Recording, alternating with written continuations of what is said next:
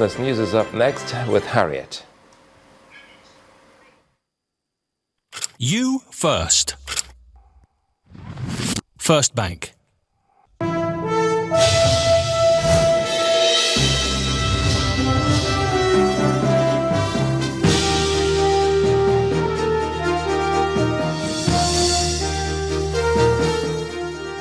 Welcome to Business News.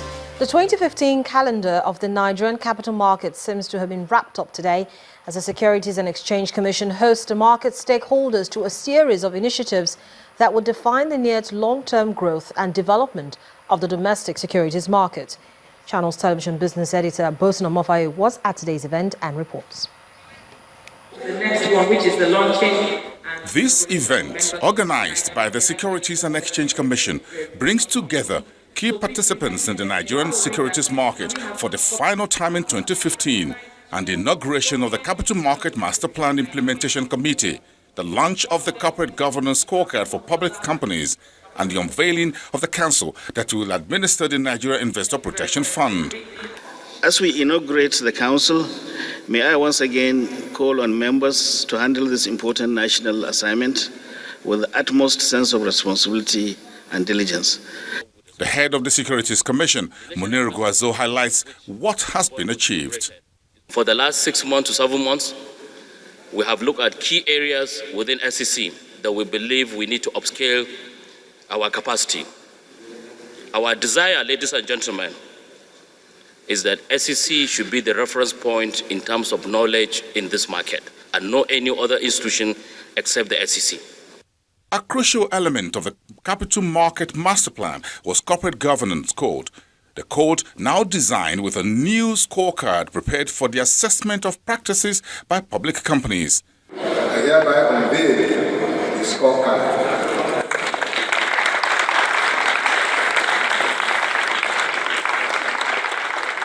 Another important element of the master plan is the protection of the investors, in particular the domestic retail investors. The retail investor tends to stay and stay and stay, even in the face of the loss of value.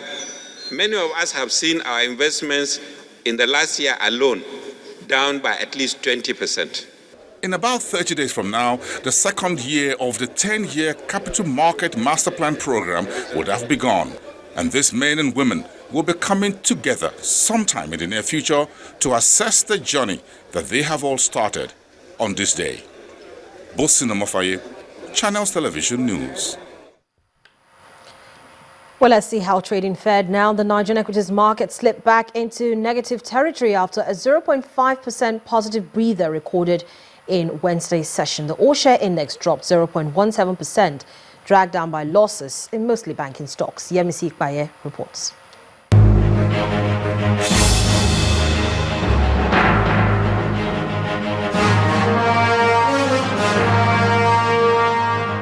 Hello and welcome to the Stock Market Report. Key indicators at the Nigeria equities market failed to sustain gains recorded on Wednesday as the key broad index plunged back into negative territory.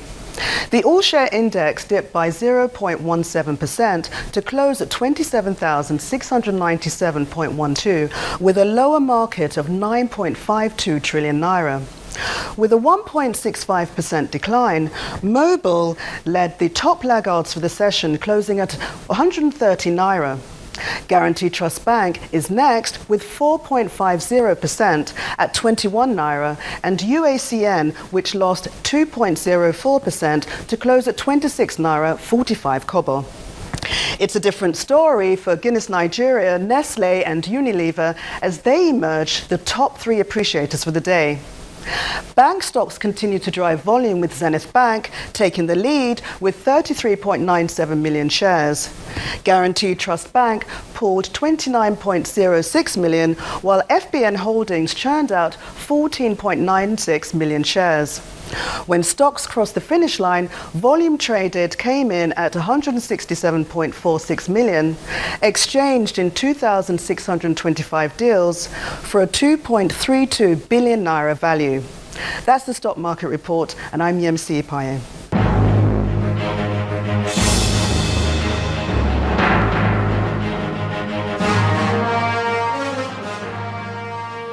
Thank you, Yemisi. The price of crude oil fell today after 6 days of gains, as concerns that escalating tension in the Middle East could disrupt supply faded and the focus returned to a persistent market glut. The downing of a Russian jet by Turkey on Monday helped push up oil prices this week on the risk that rising geopolitical tension could hit Middle East supplies. Brent crude was down 77 cents to $45.40 a barrel, but U.S. crude rose to $43.30 a barrel earlier in the session. Let's see how those global market figures, some of those global markets that we track here on Business News, are looking like today.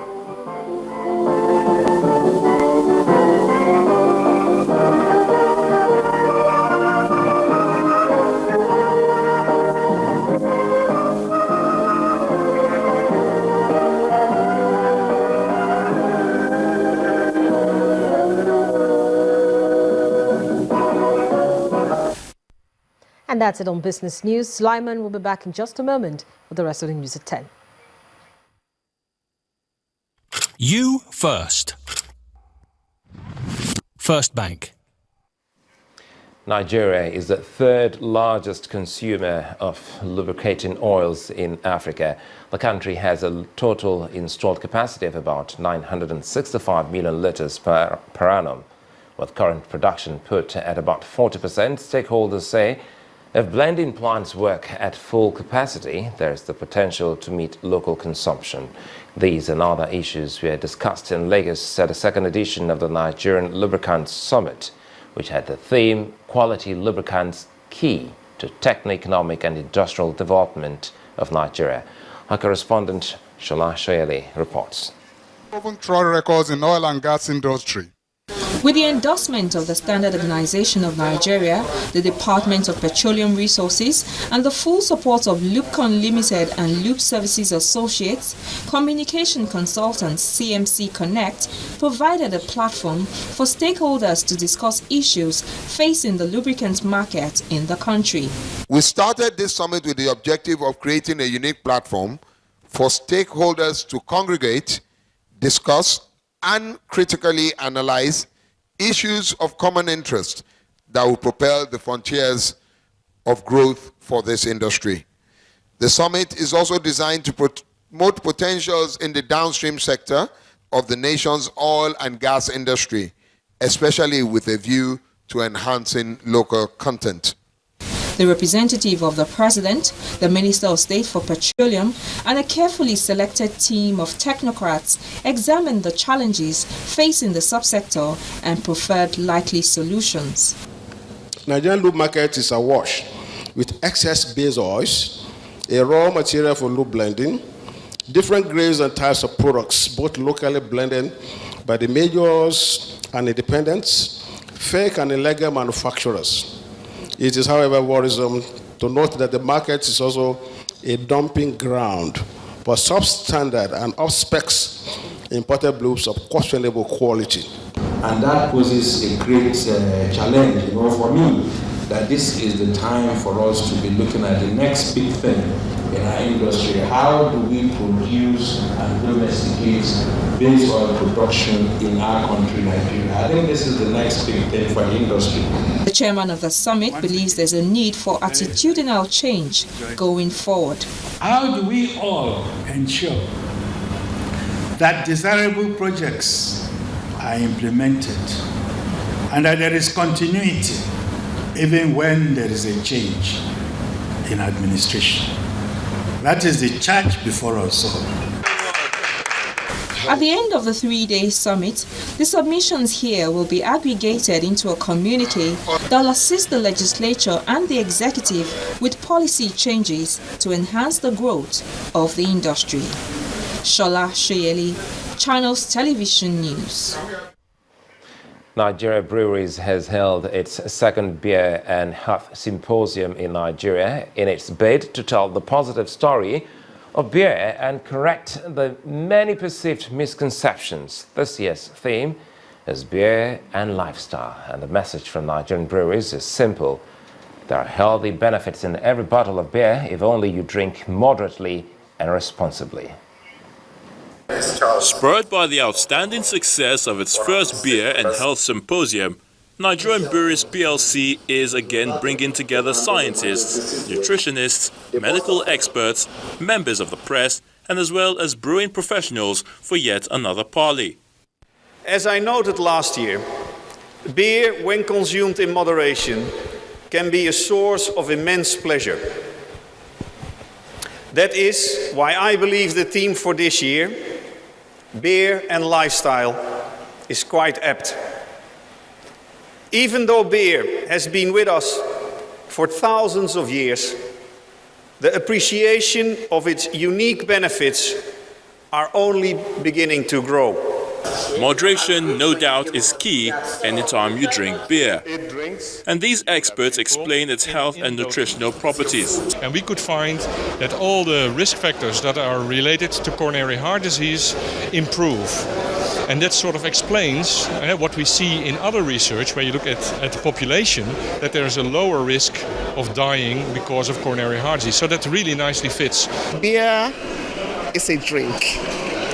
It's more or less a food drink because the ingredients of beer are the kind of things we eat. So it's not a man thing, it can be a woman's thing as well. Many misconceptions about this 7,000-year-old drink are also been dismissed by the keynote speakers. Beer has nothing to do with your pot belly. It has absolutely nothing to do with your pot belly. It's your lifestyle. Everything we consume, if we eat too much of one thing, it's not good for your health. The message is, when you drink in moderation, it fits in a healthy lifestyle. Because there's research that shows that even when you live very healthily, like when you have a good diet, when you are physically active, when you don't smoke, and you drink, then you are even better protected from myocardial infarction. The message from Nigerian breweries is clear. Avoid excessive consumption of beer and stick with good old saying that if you must drink, then drink responsibly. Small and medium enterprises in the country now have a portal where they can interact and grow their businesses. Thanks to Skybank's Yes Small, a trading site which demonstrates how making use of the internet can boost opportunities. The Lagos launch is part of a nationwide campaign to create awareness for the platform. Our correspondent, Olua Shonibari, reports. Something special is happening at the Muzon Center in Lagos. Skybank is pulling another innovation out from its box of ideas. And this has attracted owners of small and medium enterprises to this interactive session to know how the bank intends to develop their businesses. It is an opportunity for us to share with you, working with our partners, the business secrets, the new ideas, and also to get feedback from you. We may assume that we know what your business needs are, but we may not know them all. And by interacting with you, we'll be better at servicing your needs and also making progress as a bank. This progress is the Yes Mall, an online shopping platform for made in Nigeria products. And who better to be a role model than the founder of Hesse Designs, whose fashion brand began from the internet. Now I have a fancy store, and I can gladly bring people to my fancy store. But I needed to scale, and I needed to do that through the internet because I didn't have so much money to waste. As a small business, you don't have so much money to spend on irrelevant things. So how does the Yes Mall work? What happens most times is you have to go to that shop, buy what you want to buy, check out, and then you go to the next shop, buy what you need to buy, and you check out. With the Yes Small, the users can buy everything they need to buy from multiple shops, and they have a single point of checkout. What do these business owners make of it all? The most important information I was able to get today, internet is business. Internet is business. You sell on internet, you buy on internet. In fact, internet is money. My business is coming up with them. Same, my business too is going to be on OMP. So we're going to link. They've already put my products on their Yes Mall. So we're growing together. See this as very beneficial to helping them to support their business, and that's what we stand for at Skybank, and that's what our SME vision is for our customers, to help not to provide solutions across all the areas of challenges that they face. I present to you today the Yes More. The Yes More platform is Skybank's way of assuring Nigerian business owners that they are in safe hands. Orolu Ashonibare, Channels Television News. Supporters and some members of the All Progressives Congress from the Kogi East Senatorial District have called on the party's leaders to select Mohammed Audu as a replacement for the late Abubakar Audu. This was contained in the communique read by Comrade Daniel Issa, the Kogi East Zonal Chairman at the party's secretariat in Lokoja, the Kogi State capital. The decision by the Independent National Electoral Commission (INEC) to declare Kogi State governorship election inconclusive is still generating mixed reactions within the All Progressives Congress. Supporters and members of the party appear divided on who should replace the late Abubakar Audu as the party's governorship candidate. Getting a candidate to fill the vacant seat is one of the reasons for this closed-door meeting of some delegates from the party's Eastern Senatorial District. While the closed-door meeting holds, some youth under the auspices of Kogi APC Concerned Youths take to the streets with placards demanding that the son of the late Abubakar Audu should be the substitute governorship candidate. The group's spokesman gives reasons for this agitation. Mohammed, his son, has been working closely with his father. He knows every bit of the struggle his father has done, and we cannot allow any intruder, any outsider, any decampi of any of PDP to come and take of any political party that has done anti-party at all levels to come and take it from where we are today. At the end of the closed-door meeting, the Eastern Zonal Chairman reads out the communique to some APC members and journalists present at the party secretariat. After due consultation with APC leaders, party executives, delegates, and party stalwarts from Kogi East, it was unanimously agreed that the deceased candidate, Prince Abubakar Audu, be substituted by his son, Mohammed Abubakar. For now, there appears to be much uncertainty on who will emerge as the governor-elect in Kogi State, as the Independent National Electoral Commission calls on the electorate to get set for fresh polls on December the 5th. The leadership of the People's Democratic Party has asked the Independent National Electoral Commission to declare its candidate winner of the inconclusive governorship elections in Kogi State. According to the National Publicity Secretary of the PDP, Mr. Olisa Metu, who read the resolutions of the party's caucus meeting to journalists in Abuja, the existing laws governing the conduct of elections do not provide for the APC to substitute their candidate once the elections have commenced. He also said the PDP will go to court to challenge the decision of the electoral umpire. Still ahead on the news at 10, all is set for the CAF Under-23 Championships as all participating teams arrive in Senegal. That's in sport.